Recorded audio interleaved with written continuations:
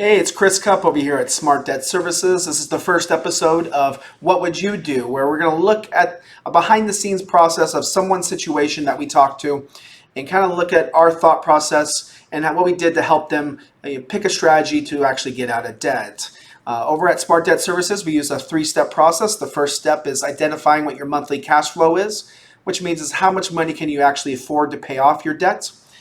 Number two, on a monthly basis, by the way. Number two, pick that debt-free strategy. And number three, execute it and implement it into your daily life so you can actually have a plan to get out of debt.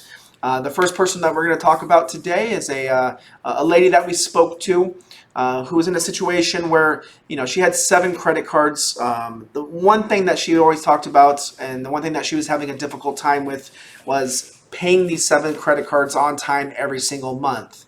After we did a monthly cash flow, the reality was that she had the ability to pay more towards these debts. It's just these 7 payments were difficult for her to keep track of when you add in her rent and her other payments that she was having on a monthly basis. We were able to actually look at her monthly cash flow after we looked at those factors, and she had about this before paying off any of her credit card debt or paying any minimum payments. She had $1,790 left over. Once we get into those minimum payments on those 7 cards were $890, and this was based on $31,400 in credit card debt. So what we did is we looked at, okay, she has money left over at the end of the month. She has an additional almost $900 above and beyond those minimum payments.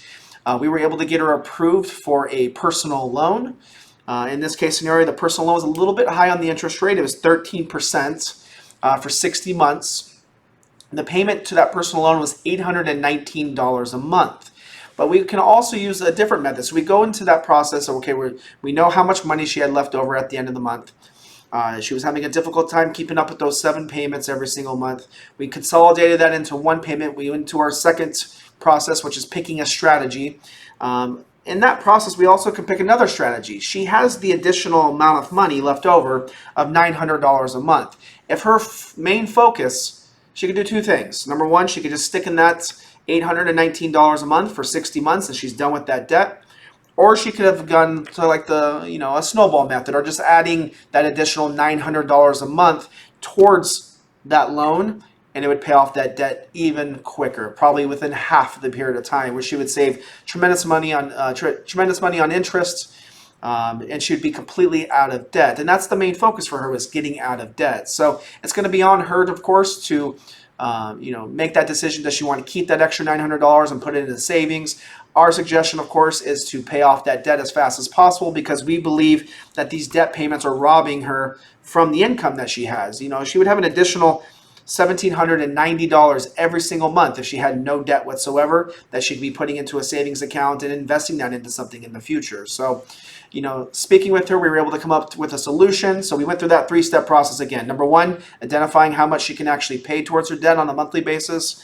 Number 2, picking that debt strategy, which in this case scenario was an unsecured personal loan. And then number 3, just implementing it and executing it. That's going to be on her to make that $819 payment for the next 60 months. But we would suggest using that extra additional funds that she has to pay down that debt as fast as possible so she can start saving and investing that $1,790 every single month. So that's just an inside look on this person's situation.